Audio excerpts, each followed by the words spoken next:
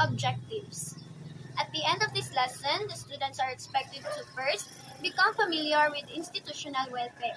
Second, to be able to learn institutional approach to social welfare and institutional approach to social policy. Examine the traits of institutional social work, institutional developmental approach, and institutional social work application. And lastly, use your comprehension of the differences between residual and institutional social work to create a conclusion. So, in this study, you will be able to educate yourself about institutional welfare, being able to learn about institutional approaches to social welfare and policy, and then you can consider the characteristics of institutional social work, the institutional developmental approach, and the use of institutional social work. Basic. Wala pa di ay. Definition of terms. Institutional. Relating to organized establishments, foundations, societies, or the like, or to the buildings they occupy. Social welfare. The state of doing well, especially in relation to happiness, well-being, or success, must look out for your own welfare. Social policy.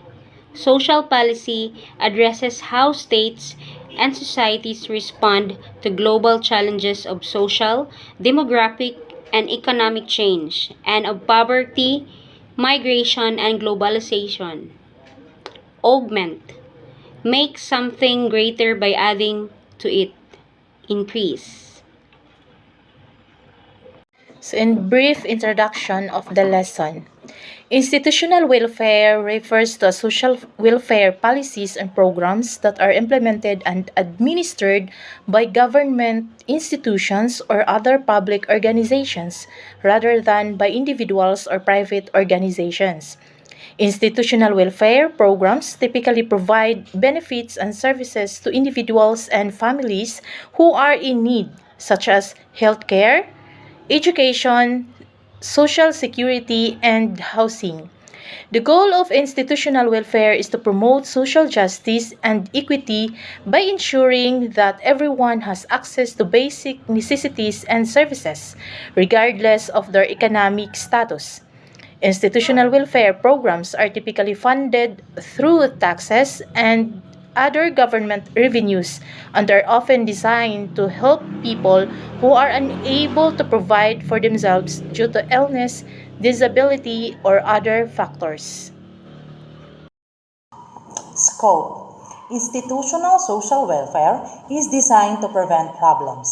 They are proactive and provide benefits or services to people before problems arise. It refers to taking action to prevent or address a situation before it becomes a problem. Proactive means being forward thinking and taking steps to anticipate. So, institutional welfare. In this model, social welfare is provided for essentially everyone in a society, rich or poor, and it's considered part of what society should be providing for its citizens. So, ang institutional welfare is ang yung pinaka-main purpose kay ang paghatag og essential nga services sa tanan. Then, dili lang gina-consider po niya nga as a part of a society providing like unsa gyud ang kinahanglan sa society para sa mga citizens nga nagpuyo ani nga society. Then yapong gingon diri nga programs developed under this model often don't have the problem residual model programs do with people facing in and out as they go up and down in wealth and prosperity. But they can be more expensive to administer and how can draw the ire of people who favor a limited approach to government. So, ang institutional welfare is dili lang siya nga like para residual, nakapokus siya sa residual problems, but ang iyang main purpose is makatabang sa mga tao nga katong maglisod na duol sa government sa ilang kinahanglan sa society. Then, next is public schools and libraries tend to fit in this model in the United States since they're developed under the understanding that they they be available to everyone from all walks and life regardless of need, and are seen as a normal aspect of life rather than something available in cases dire need. So, sa lain na, so, ang ila pong conduct is free ilang public schools and libraries, dili para sa to ang natay libraries para din sa USTP nga ang makaabila ng libraries mga students ra sa USTP. But sa laing nasod, sa labaw na sa United States, ang ilang libraries dito is free for all siya. Like, pwede ka mosulod, pwede ka mang basa sa libro nga imong gusto basahon, pwede ka manghulam, then pwede sad ka mag-study dito. Kaya ang ilang mag-focus ani sa United States, ang institutional welfare is dili lang siya nakapokus sa isa ka problema or dili lang siya sa pang-isa, kundi panglahatan gid siya ang institutional welfare. Then, gi-state po nila diri in some countries kay medical care and secondary schooling such as college and trade school are also administered through such a model, while in the United States, these services are generally only available to the needy through a more residual approach. So, in some countries, pare sa tuwa, di ba, like, naman tayo mga free check-up sa centers or sa hospital sa isa ka semana na ikaduha. So, it's nagigay na sa to diri sa Pilipinas nga institutional welfare gid ang atong kandere. Dayon sa school pod like college, di ba, atong tuition is free man karon. So, dapat as a student pod, kinahanglan po na itong tarungon ng itong pag-eskwela kay nag-effort man po ang government nga maka-eskwela tanan batanon or para sa to dapat as a to pod dapat bata na atong task as a student. Then ang sa United States ang ilang yung focus na to is more residual residual model gid sila, dili sila sa institutional kay ilagi na focus ang tagsa-tagsa nga kinabuhi sa isa ka daw kung unsay like kinahanglan, mas pinaka-most nila kinahanglan sa usa ka tawo.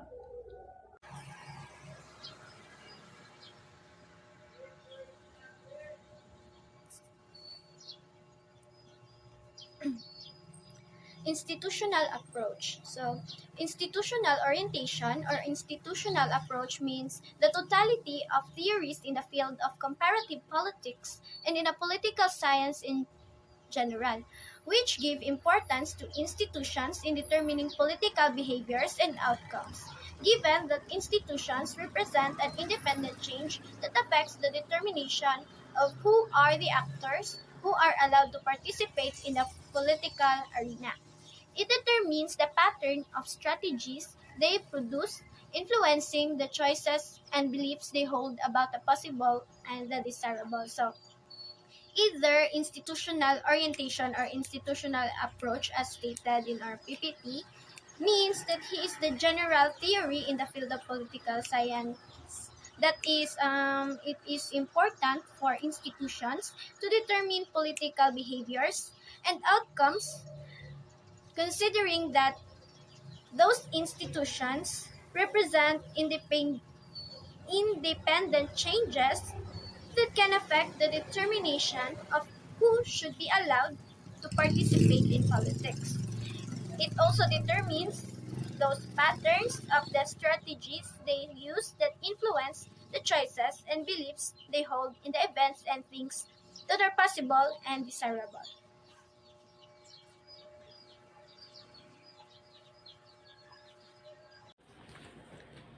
Characteristics of institutional approach. First, legalism. It gave law of central place in a comparison of various institutions.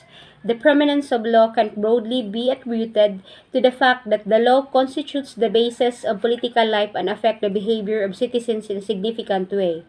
Legalism in the institutional approach refers to the emphasis on rules, procedures, and formal authority as means of governing organizations. Examples: strict compliance with laws and regulations.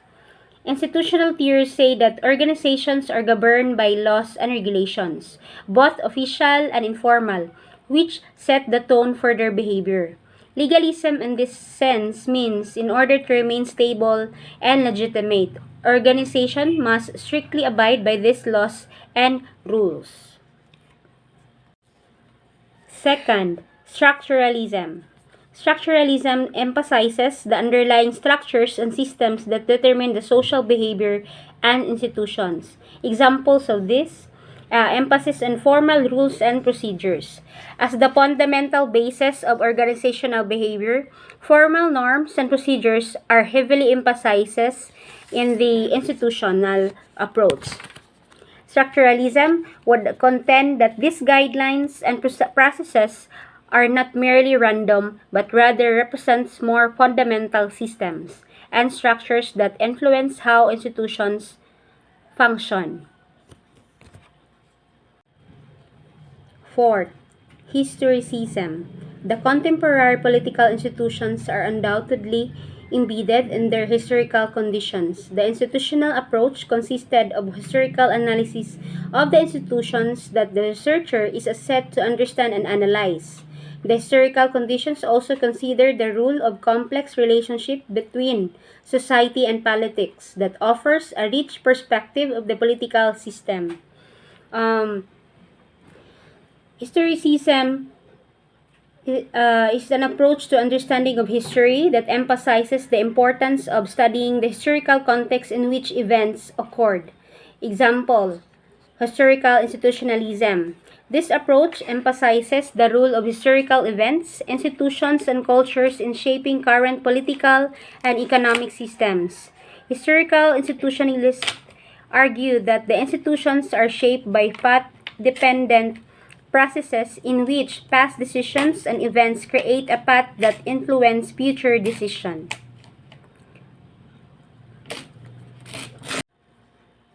Third, holism.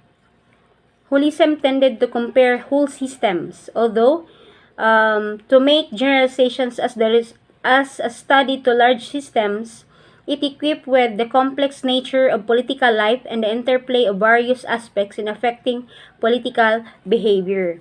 Holism in the institutional approach refers to the idea that institutions are complex systems composed of multiple interrelated parts that cannot be understood in isolation from one another. Examples: um, interdependence. The institutional approach accepts the mutual dependence of institutions and the fact that they cannot be understood separately of one another. For example, a change in one institution may have impacts on other institutions as well as the system as a whole. The last one, criticisms. Although was dominant in the discipline, the scientific revolution in the political science discipline meant that the speculative nature of approaches was dismissed for fact-based theories. The institutional approach gave the structure a prominent role in the explanation of the political system. Example, overemphasis on formal institutions. The institutional approach tends to focus heavily on formal institutions such as the legal and political structures of society.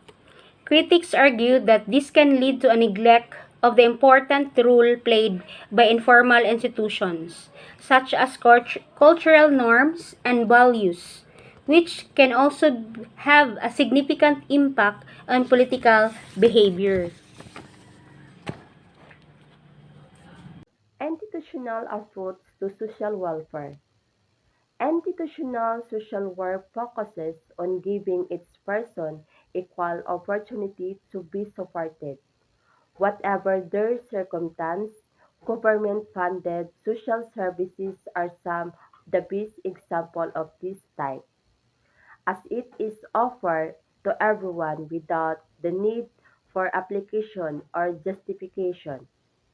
Examples of these institutional social services include free daycare programs, free education, and social security programs.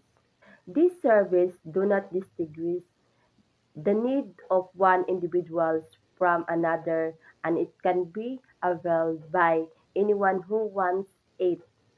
Some other examples of the institutional social work include free medical services, government-funded scholarship programs, and housing subsidies. Institutional social work takes the proves that everyone deserves to be supported by the community and the government even without an obvious and direct request for help so each person can become self-sufficient. It also preventive in nature because it is anticipate problems that may be arise and resolve them as early as possible. For example, if one of the main social problems in the community is lack of education, social workers focus on giving free education to everyone regardless of their personal circumstance. So it means institutional view hold that social welfare programs are to be accepted as proper legitimate function of modern industry. Society in helping individuals achieve self-fulfillment under this view. There is no stigma attached to receiving funds or services. Recipients are viewed as being entitled to help. Associated with this view is the belief that an individual's difficulties are due to causes largely beyond his or her control. So, for example, as a person may be unemployed because of lack of employment opportunity when difficulties arise causes are sought in the environment, and efforts are focused on improving the social institutions within which the individual functions. Institutional approach to social policy. So, social policy is a field of study rather than a discipline. It focuses on how human need and what government and other bodies can do to meet it. So, institutional approach to social policy is a theoretical framework used to analyze and understand development, implementation, and effects of social policies. This approach emphasizes the role of institutions such as governments, non-governmental organizations, and international organizations in shaping social policies and influencing their outcomes. So, according to the institutional approach, social policies are not simply the result of economic or political forces, but rather than product of complex interactions between various institutional actors, including policymakers, interest groups, and citizens. These actors operate within a set of rules, norms, and values that shape their behavior and influence the outcomes of social policies.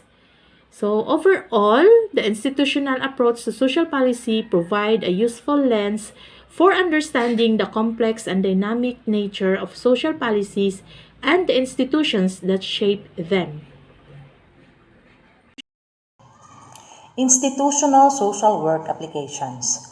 The goal of the institutional social work applications is to make sure that every person has the same chance of getting help no matter what their situation is. It is to ensure that all individuals have equal access to social services and resources regardless of their background or circumstances. Institutional approach to social problem and social issues. It is a perspective that views these issues as a result of problems with social institutions, such as government, education, and economy. It recognizes that social problems are not just the result of individual actions or choices, but are also shaped by broader social structures and systems. For example, poverty is not just the result of individual laziness or lack of ambition, but is also influenced by larger economic and political systems that distribute resources unequally. Examples of institutional approaches to social problems might include policies and programs that seek to reduce income inequality, improve access to education and healthcare, or reform criminal justice systems. These efforts focus on changing the structures and systems that contribute to social problems rather than just addressing the consequences of these problems. So to further understand our topic, which is the institutional welfare, let me define what the difference between the residual welfare and the institutional. So when we talk about residual welfare, it is programs typically provide temporary assistance. So it is somewhat just like a safety net, as it provides a basic level of support to those who are in need. So in residual welfare, it focuses on providing assistance to those who are unable to provide for themselves. So when damage has already been done, tsaka lang papasok itong sa residual welfare para bigyan ng panandaliang assistance ang mga taong apektado. So, sa institutional welfare naman, ito ang mga programang it is typically provide long-term assistance. So, it often referred to as preventive measure because it is designed to prevent or reduce the occurrence of social problems that may arise. Sa madaling salita, kung si residual welfare ay tsaka lang papasok kapag nangyari na ang sakuna, si institutional welfare ay kumikilos before the social problems may arise. Kaya tinatawag itong preventive. That's all.